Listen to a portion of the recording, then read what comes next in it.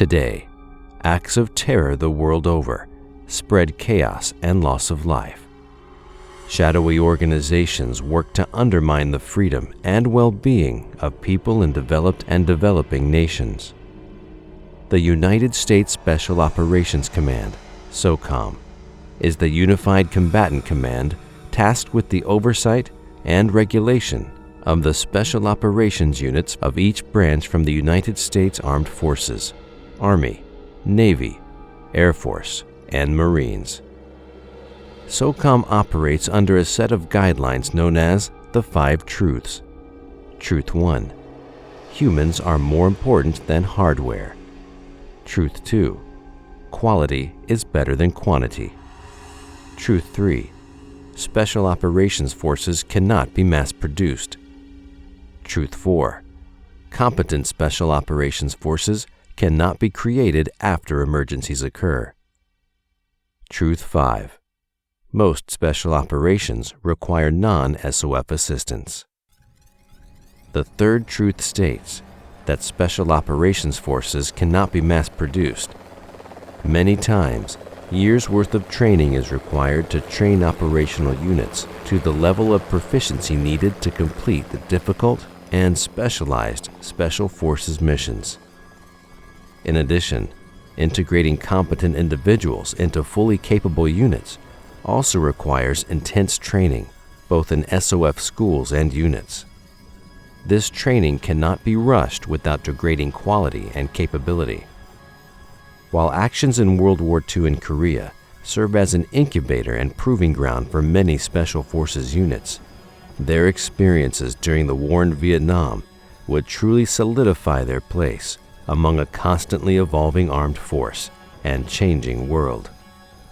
The communist leaders in Moscow, Peking, and Hanoi must fully understand that the United States considers the freedom of South Vietnam vital to our interests, and they must know that we are not bluffing in our determination to defend those interests. As early as the mid-1950s, Special Operations Forces leaders began to examine the Far East, paying special attention to guerrilla action and insurgencies that may bring individuals and organizations into power that are a threat to American interests and the health and well-being of these particular countries and neighboring countries. By the early 1960s, members of the United States Marine Corps, along with select members of the U.S. Army Special Forces, are sent to South Vietnam to dispense military advice and train the South Vietnamese Army. The United States worked to train the South Vietnamese soldiers in preparation for what seemed inevitable, war with the North Vietnamese forces, known as the People's Army of Vietnam. This struggle cannot be won merely by attempting to seal off South Vietnam from the North. It must be won by cutting the Viet Cong off from their local sources of strength, by denying them access to the villages and the people. President John F. Kennedy dispatches Roger Hilsman in an effort to gather advisory intelligence on the growing tumult in Vietnam. Hilsman is the director of the Bureau of Intelligence and Research, originally created as the part of the Office of Strategic Services. Hilsman meets with Sir Robert Thompson, who is leading the British advisory mission to South Vietnam. Thompson has experience in counterinsurgency efforts in Malaya and serves as an advisor to South Vietnam in planning similar operations. One such plan, developed by Thompson, would be adapted by Hilsman into the Strategic Hamlet Program. Essentially, the plan calls for the relocation of various villagers throughout South Vietnam into more centralized, heavily fortified hamlets, in order to more efficiently defend the rural populations of South Vietnam from attacks from the North Vietnamese, Viet Cong, or worse, communist indoctrination. The plan was detailed in an official policy document titled A Strategic Concept for South Vietnam, dated February 2, 1962. The document assesses the situation in rural South Vietnam and details the plan. The creation of strategic villages in relatively secure areas involves the regroupment of village hamlets into one compact, easily defended area. The difficulties of this regroupment will vary with the village, depending on its size, population, and distribution of its hamlets. Each strategic village will be protected by a ditch and a fence of barbed wire. It will include one or more observation towers, guard posts, and a defense post for central storage of arms. The area immediately around the village will be cleared for fields of fire, and the area approaching the clearing, including the ditch, will be strewn with booby traps, spikes, pits, explosives, etc., and other personal obstacles. In these tasks, the help of the United States Army sergeants and lieutenants as advisors will be vital. Each strategic village will have field telephones and an alarm system connecting the watchtowers and guard posts with the defense posts, as well as radio facilities enabling it to maintain direct communication with the government administrative and the military security command structure at the district level, and ultimately up to the central government complex in Saigon. Here, too, the help of American advisors will be necessary. Each strategic village will be defended by a self-defense corps unit of 75 to 150 men. For example, 1 squad per hamlet and 1 platoon per village. Each self-defense corps unit will be armed with carbines, 45 caliber grease guns and shotguns, and its arms and ammunition will be centrally located and guarded. The primary missions of the Self-Defense Corps unit are to defend the strategic village from attack and to conduct daylight patrols outside the immediate vicinity of the strategic village. The areas between strategic villages will be covered by the Civil Guard. The Civil Guard will conduct night patrols between the strategic villages, lay ambushes, assist in guarding strategic government installations, maintain road checkpoints, and constitute a mobile reserve, for example, to relieve a strategic village when under attack or assist the Army in larger operations against the Viet Cong. Here, too, the help of the American sergeants and lieutenants is vital. The Civil Guard and the Self-Defense Corps, along with the National Sûreté and Municipal Police, the regular police services in urban areas, will also be responsible for enforcing curfews, checking identity cards, and ferreting out hardcore communists and provide intelligence on the Viet Cong.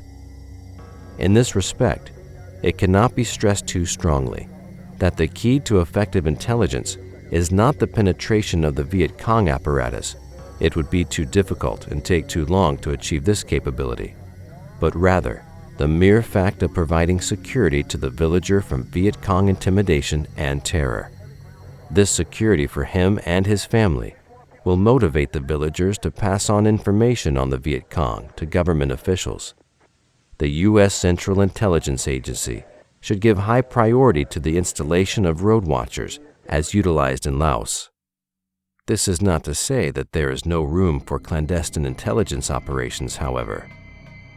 On paper, the plan seems strong. Members of both the United States and South Vietnamese government agree and enthusiastically support the program, including President Ngo Dinh Diem, who, in a speech in April of 1962, hopefully champions the Strategic Hamlet Program. Strategic hamlets represented the basic elements in the war undertaken by our people against our 3 enemies: communism, discord, and underdevelopment. In this concept, they also represent the foundation of the Vietnamese society, where values are reassessed according to the personalist revolution, where social, cultural, and economic reform will improve the living conditions of the large working class down to the remotest village. Unfortunately, the program falters. Aggressive propaganda campaigns launched by the Viet Cong foster opposition to the program among rural residents. The fortified hamlets are constructed too quickly and all at once, thinning the ranks of those who are to protect the hamlets. Viet Cong often easily sabotage or completely overtake the underdefended villages. Compensation offered to families and individuals for resettling and wages offered to those who are building the fortifications are sometimes pocketed by corrupt South Vietnamese government officials. Even with the United States providing sheet metal, barbed wire, and other vital materials, some corrupt officials sold these goods to the very people to which they were meant to be provided. On November 1st, 1963, a coup leaves President Diem dead, and only 20% of the more than 8,000 hamlets deemed complete by the Diem government actually met the standards for security and readiness set by the United States. Many hamlets sit deserted, and Viet Cong have stripped the once fortified village of all its valuable metal and materials. By 1964, the program was terminated. Ultimately, the goal of the program was protection of rural South Vietnamese residents from attacks and indoctrination by communist forces, securing their loyalty to the South Vietnamese army, rather than simply killing Viet Cong and other insurgents. The failure of the Strategic Hamlet Program, as well as other policies of counterinsurgencies and pacification, lead the United States to make a difficult decision: United States military intervention in South Vietnam. The President of the United States of America takes pleasure in presenting the Silver Star to Staff Sergeant Carlos N. Hathcock II, United States Marine Corps, for conspicuous gallantry and intrepidity in action, while serving as a sniper, 7th Marines, 1st Marine Division, in connection with military operations against the enemy in the Republic of Vietnam on September 16, 1969. Carlos Norman Hathcock II, born on May 20, 1942, spends his childhood in rural Alabama and takes to hunting and shooting at an early age. This is mostly due to necessity. Living with his grandmother after his parents are separated, Carlos hunts to feed his family, as money is scarce. His father had been in World War I and had given Carlos an old Mauser he'd brought home when he returned from the Great War. With this, Carlos wanders the woods with his dog and daydreams of shooting Japanese soldiers. As a child, Hathcock dreams of joining the United States Marines. Staff Sergeant Hathcock was riding on an assault amphibious vehicle, which ran over and detonated an enemy anti-tank mine, disabling the vehicle, which was immediately engulfed in flames. He and other Marines who were riding on top of the vehicle were sprayed with flaming gasoline caused by the explosion. Although suffering from severe burns to his face, trunk, and arms and legs, Staff Sergeant Hathcock assisted the injured Marines in exiting the burning vehicle and moving to a place of relative safety. At the age of 17, on May 20, 1959, Hathcock enlists in the United States Marine Corps, and 2 years later, marries Joe Winstead. The two have a son, Carlos N. Hathcock III. During his time in the Marine Corps, before his deployment to Vietnam, Hathcock continues to develop as a shooter, winning championships at Camp Perry, Ohio, including the prestigious Wimbledon Cup, established in the 1870s. His career in Vietnam will be legendary. His skill as a sniper and marksman are unparalleled. However, Hathcock is more than a killing machine. His citation for the Silver Star, presented to Hathcock nearly 30 years later, exemplifies not only his heroism, but typifies that Special Forces maxim, Special Operations Forces cannot be mass-produced. With complete disregard for his own safety, and while suffering excruciating pain from his burns, he bravely ran back through the flames and exploding ammunition to ensure that no Marines had been left behind in the burning vehicle. His heroic actions were instrumental in saving the lives of several Marines. By his courage, aggressive leadership, and total devotion to duty in the face of extreme personal danger, Staff Sergeant Hathcock reflected great credit upon himself and the Marine Corps, and upheld the highest traditions of the United States Naval Service. Like many irregular officers in special forces and other branches and battalions of the United States military, Hathcock was a rifleman of the woods. His experience hunting and shooting back home in Alabama, honed by his Marine training, served the man exceedingly well. Beginning his tour of duty in Vietnam as a military policeman, he quickly answers the call when each platoon is pressured to raise snipers. Hathcock will soon become legendary as a sniper. He kills a confirmed 93 members of the North Vietnamese Army and Viet Cong, with a personal estimate of 300 to 400 unconfirmed kills.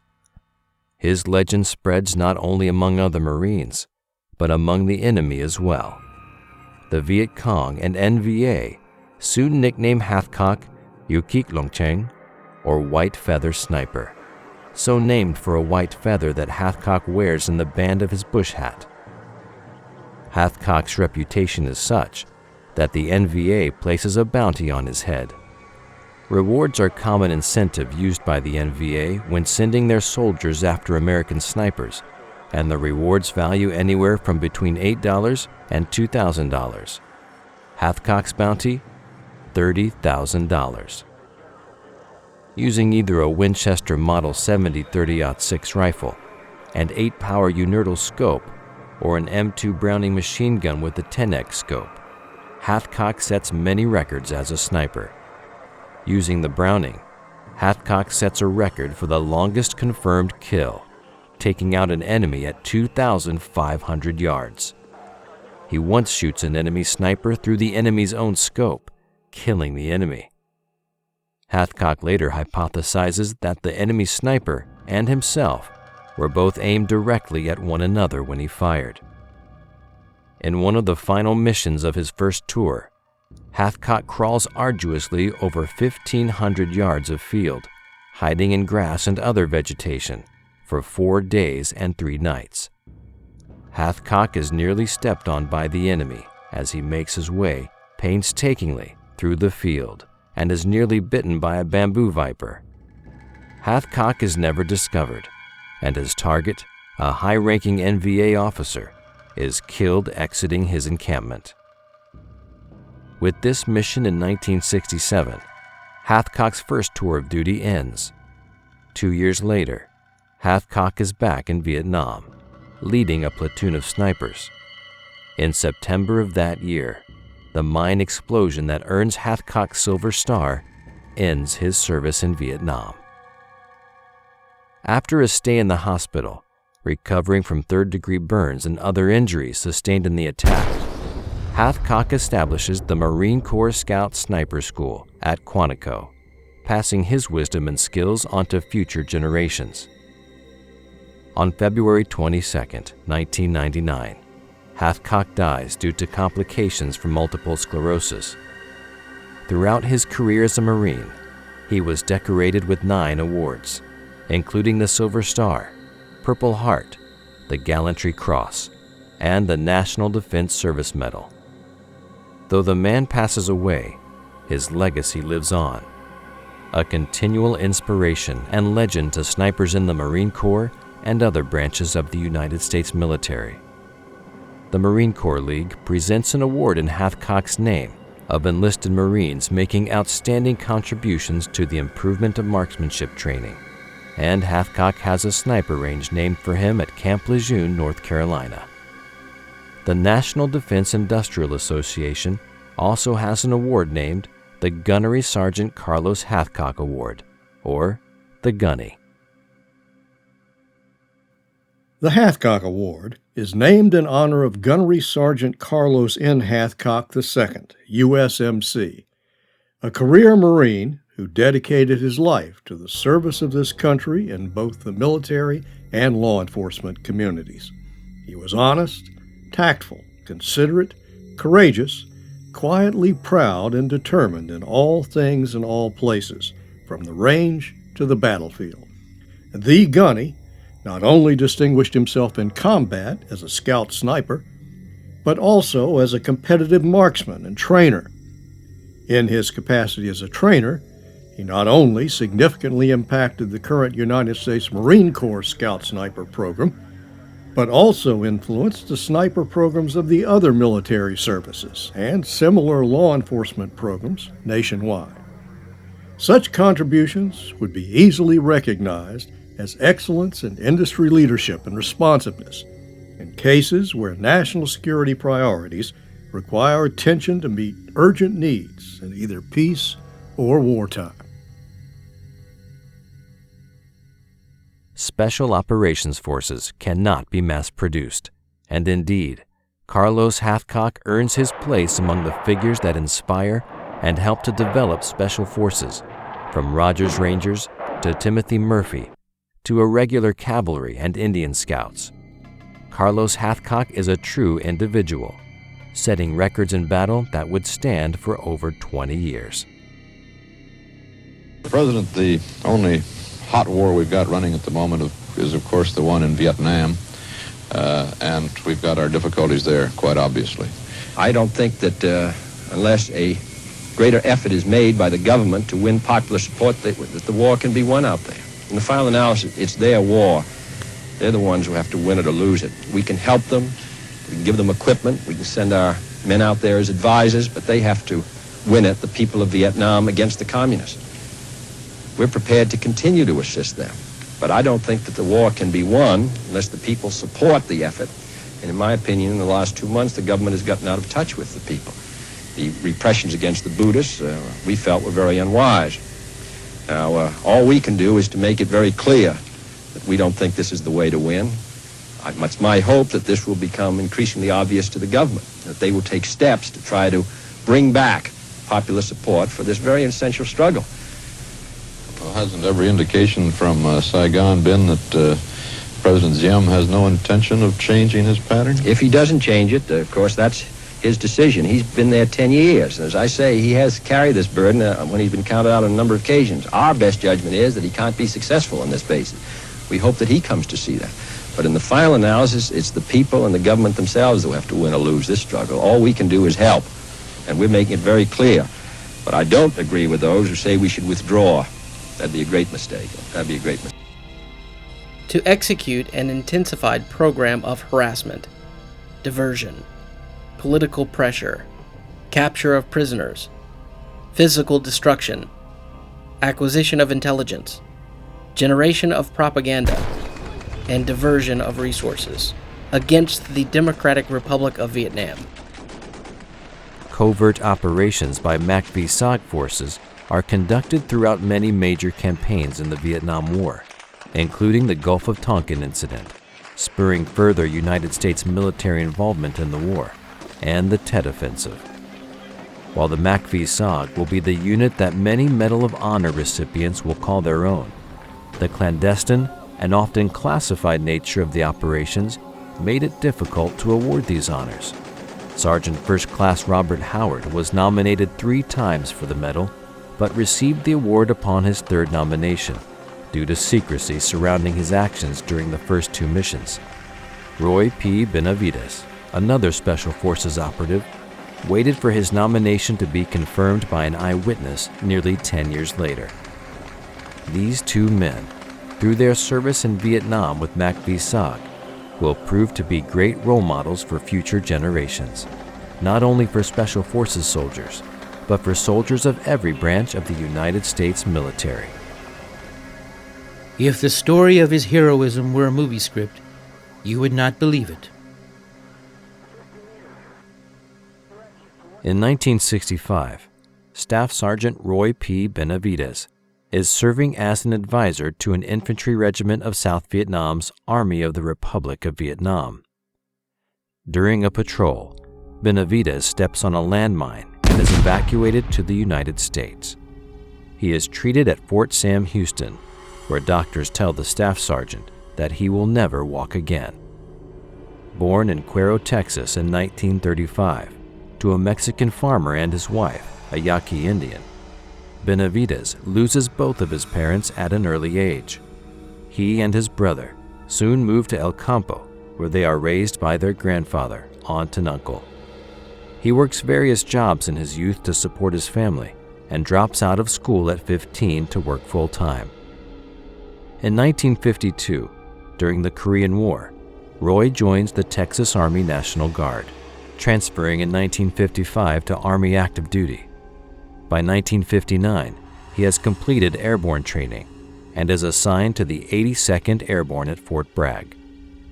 At Fort Bragg, Roy trains for Army Special Forces and becomes a member of the 5th Special Forces Group, as well as the Studies and Observations Group. These appointments lead to his deployment in Vietnam. After surviving the landmine explosion and receiving the news that he would never walk again, doctors begin to process a medical discharge for Benavidez. However, Benavidez, greatly troubled by not only his diagnosis, but images on television of flag burnings and other anti-American criticisms of the U.S. presence in Vietnam, began in secret to retrain himself to walk. Against his doctor's orders, Benavidez would crawl from his bed to a nearby wall, forcing himself to stand by first wiggling his toes, then feet, then with excruciating effort, pushes himself up the wall. Just over a year in the hospital, and Benavidez does what all his doctors said he'd never do again. He walked out in July 1966. 2 years later, Benavidez returns to Vietnam. In May of 1968, he responds to a distress call from a 12-man Special Forces patrol that had been pinned down by an NVA battalion of about 1,000. The situation would soon be known as 6 Hours in Hell, and Benavidez's incredible actions would earn him the Congressional Medal of Honor. Master Sergeant, then Staff Sergeant, Roy P. Benavidez, United States Army, distinguished himself by a series of daring and extremely valorous actions on May 2, 1968, while assigned to Detachment B-56, 5th Special Forces Group, Airborne, 1st Special Forces, Republic of Vietnam. On the morning of May 2, 1968, a 12-man Special Forces reconnaissance team was inserted by helicopters of the 240th Assault Helicopter Company in a dense jungle area west of Loc Ninh, Vietnam, to gather intelligence information about confirmed large-scale enemy activity. This area was controlled and routinely patrolled by the North Vietnamese Army. After a short period of time on the ground, the team met heavy enemy resistance and requested emergency extraction. 3 helicopters attempted extraction, but were unable to land due to intense enemy small arms and anti-aircraft fire. Sergeant Benavidez was at the forward operating base in Loc Ninh, monitoring the operation by radio, when these helicopters of the 240th Assault Helicopter Company returned to offload wounded crew members and to assess aircraft damage. Sergeant Benavidez voluntarily boarded a returning aircraft to assist in another extraction attempt. Realizing that all the team members were either dead or wounded and unable to move to the pickup zone, he directed the aircraft to a nearby clearing where he jumped from the hovering helicopter and ran approximately 75 meters under withering small arms fire to the crippled team. Prior to reaching the team's position, he was wounded in his right leg, face, and head. Despite these painful injuries, he took charge, repositioning the team members and directing their fire to facilitate the landing of an extraction aircraft and the loading of wounded and dead team members. He then threw smoke canisters to direct the aircraft to the team's position. Despite his severe wounds and under intense enemy fire, he carried and dragged half of the wounded team members to the awaiting aircraft. He then provided protective fire by running alongside the aircraft as it moved to pick up the remaining team members. As the enemy's fire intensified, he hurried to recover the body and classified documents on the dead team leader. When he reached the leader's body, Sergeant Benavidez was severely wounded by small arms fire in the abdomen and grenade fragments in his back. At nearly the same moment, the aircraft pilot was mortally wounded, and his helicopter crashed. Although in extremely critical condition due to his multiple wounds, Sergeant Benavidez secured the classified documents and made his way back to the wreckage, where he aided the wounded out of the overturned aircraft. and gathered the stunned survivors into a defensive perimeter. Under increasing enemy automatic weapons and grenade fire, he moved around the perimeter, distributing water and ammunition to his weary men, reinstilling in them a will to live and fight. Facing a buildup of enemy opposition with a beleaguered team, Sergeant Benavidez mustered his strength, began calling in tactical airstrikes, and directed the fire from supporting gunships to suppress the enemy's fire and to permit another extraction attempt. He was wounded again in his thigh by small arms fire while administering first aid to a wounded team member just before another extraction helicopter was able to land. His indomitable spirit kept him going as he began to ferry his comrades to the craft. On his second trip with the wounded, he was clubbed from behind by an enemy soldier. In the ensuing hand-to-hand combat, he sustained additional wounds to his head and arms before killing his adversary. He then continued under devastating fire to carry the wounded to the helicopter. Upon reaching the aircraft, he spotted and killed 2 enemy soldiers who were rushing the craft from an angle that prevented the aircraft door gunner from firing upon them. With little strength remaining, he made one last trip to the perimeter to ensure that all classified material had been collected or destroyed, and to bring in the remaining wounded. Only then, in extremely serious condition from numerous wounds and loss of blood, did he allow himself to be pulled into the extraction aircraft. Sergeant Benavidez's gallant choice to join voluntarily his comrades who were in critical straits, to expose himself constantly to withering enemy fire, and his refusal to be stopped despite numerous severe wounds, saved the lives of at least 8 men. His fearless personal leadership, tenacious devotion to duty, and extremely valorous actions in the face of overwhelming odds were in keeping with the highest traditions of military service and reflect the utmost credit on him and the United States Army. Benavidez continues his dedication to his country and his fellow soldiers after his retirement. In the late 1970s, Benavidez speaks to young people across America, extolling the virtues of staying in school and completing one's education. His message was, in essence, an education is the key to success. Bad habits and bad company will ruin you. When the Social Security Administration began planning to cut his and thousands of other veterans' disability benefits in 1983, Benavidez personally travels to Capitol Hill, where he convinces the House Select Committee on Aging to discard these plans. Benavidez continues to speak to groups all over the world, lecturing to the military, school groups, and private companies, and authors 3 books about his experiences in the military, and especially his service in Vietnam. For his outstanding service to the Special Forces and to his country, Master Sergeant Benavidez is decorated with 17 awards, including the Medal of Honor, Purple Heart, and of course, the Special Forces tab. The Vietnam War provides opportunity for many Americans, and in particular, Special Forces operatives, to truly demonstrate their loyalty to their country and their fellow soldiers. At the time of his death in 2009, Colonel Robert L. Howard is the most decorated living Medal of Honor recipient. Howard joins the Army in 1956 at Montgomery, Alabama. During the Vietnam War, Howard serves as a staff sergeant as part of the highly classified Military Assistance Command Vietnam Studies and Operations Group. Covert actions in Cambodia sees Howard nominated for the Medal of Honor 3 times in just over a year, and earns one of 8 Purple Hearts while there during a rescue mission for a missing American soldier. During this mission, in December of 1968, and while under enemy fire, Howard learns via two-way radio that he has been awarded the Congressional Medal of Honor for actions the previous month, for service as set forth in the following citation: for conspicuous gallantry and intrepidity in action at the risk of his life above and beyond the call of duty. First Lieutenant Howard, then Sergeant First Class, distinguished himself while serving as a platoon sergeant of an American Vietnamese platoon, which was on a mission to rescue a missing American soldier in enemy-controlled territory in the Republic of Vietnam. The platoon had left its helicopter landing zone and was moving out on its mission when it was attacked by an estimated 2-company force.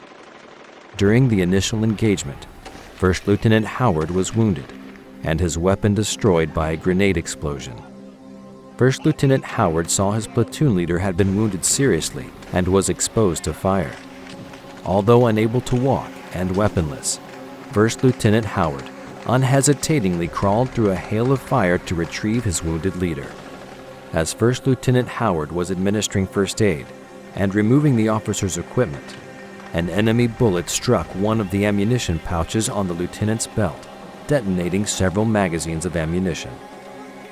First Lieutenant Howard momentarily sought cover, and then, realizing that he must rejoin the platoon, which had been disorganized by the enemy attack, he again began dragging the seriously wounded officer toward the platoon area.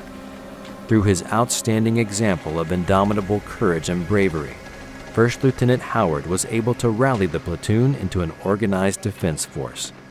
With complete disregard for his safety, First Lieutenant Howard crawled from position to position, administering first aid to the wounded, giving encouragement to the defenders, and directing their fire on the encircling enemy.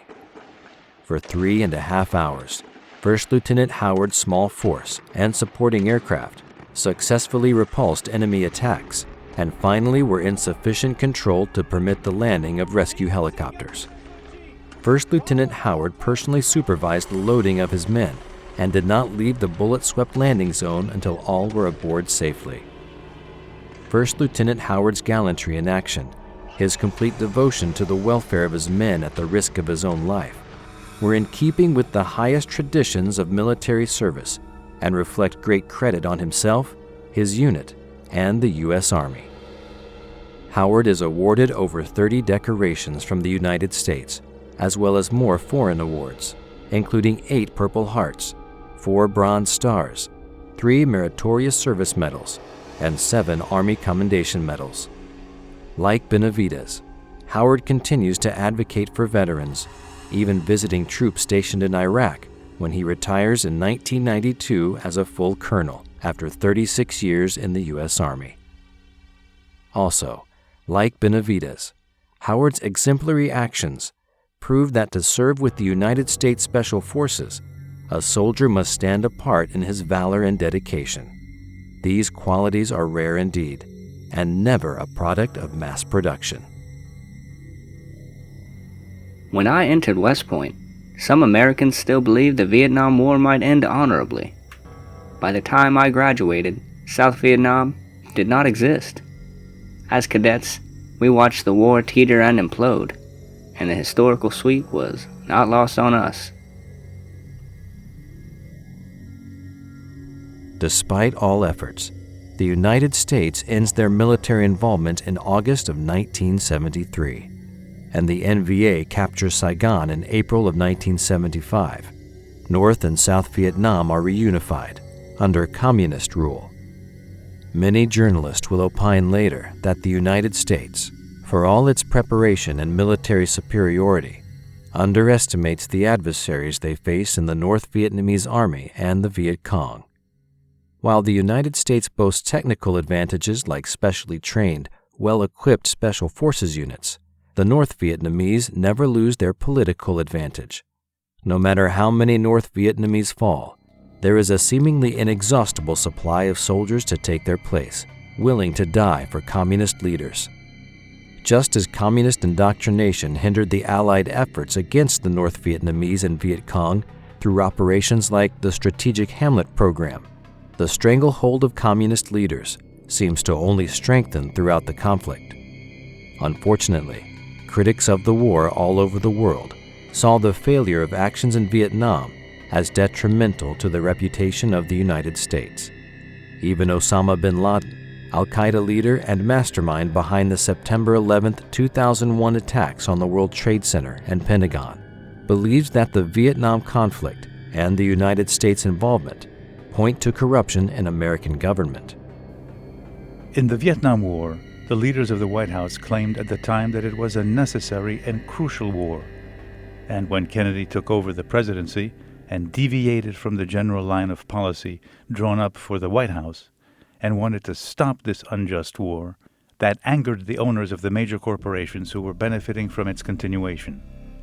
And so Kennedy was killed, and the war continued after that for approximately 1 decade. But after it became clear to you that it was an unjust and unnecessary war, you made one of your greatest mistakes, in that you neither brought to account nor punished those who waged this war, not even the most violent of its murderers. Rather than shrink from the terrorist threat, however, the United States Special Forces continued to evolve and adapt to new weapons and attacks. SEAL Team 6, the elite military unit responsible for assassinating Osama bin Laden, had previously been advised and trained by Vietnam veteran Carlos Hathcock. Though the United States effectively failed in their efforts to liberate South Vietnam from communist rule, the conflict ultimately proves to be a maturing ground for Special Forces units of every stripe. By the end of the war, Special Forces units had been solidified as a permanent part of each branch of the United States military, and the Marine Corps persisted in their tradition of scout snipers, no doubt thanks in part to the Corps' Scout Sniper School, co-founded by Carlos Hathcock, and their use of elite covert recon troops. While many uncertainties faced the United States after the Vietnam War, both on the home front and in continuing operations around the globe, one thing is for certain: the Special Forces unit is here to stay, and the unique qualities such soldiers possess and the skills they employ shall continue to serve the United States very well through the end of the 20th century, and continue to protect the United States and its allies' interests and well-being to this day. As the Special Forces are becoming commonplace among the United States military, their tactics, strategies, and methods for warfare continue to grow with every advance in technology, and every Special Forces commander, officer, and soldier continues to think outside the box. The units still typify that third truth: no special operations forces can be mass-produced. While the socio-political landscape throughout the world begins to change, and new threats and enemies arise, the Special Operations Forces from the United States stand against any and all belligerents who would threaten people's safety and way of life, ready to defend through conventional, or more than likely, unconventional warfare.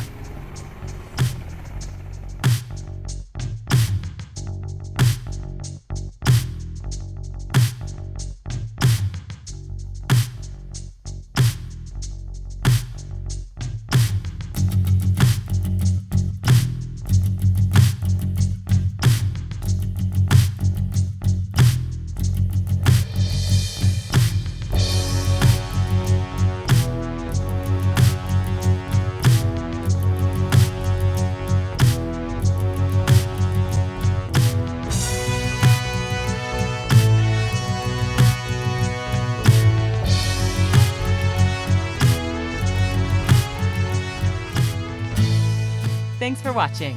If you'd like to help us produce more compelling historical content like this, please like, comment below, and share this video with fellow history buffs. And of course, be sure to subscribe to help keep history happening.